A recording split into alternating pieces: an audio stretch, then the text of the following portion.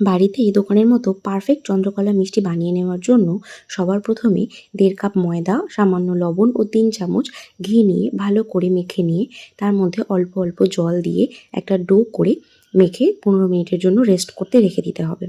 এরপর একটা প্যানে 1 চামচ ঘি গরম করে তার মধ্যে আগে থেকে কেটে রাখা কাজু, বাদাম, পিস্তা এবং আমন্ড ভালো করে মিশিয়ে নিয়ে তার মধ্যে খোয়া ক্ষীর ও এলাচের দানা মিশিয়ে পুরটাকে রেডি করে রেখে দিতে হবে। এরপর ময়দাটাকে ভালো করে মথে নিয়ে সেখান থেকে রুটি বেলে লুচির মতো কেটে নিয়ে একটার মধ্যে পুর দিয়ে সাইডে জল অ্যাপ্লাই করে আর একটা দিয়ে উপর থেকে ভালো করে ঢেকে এটাকে সিল করে দিতে হবে।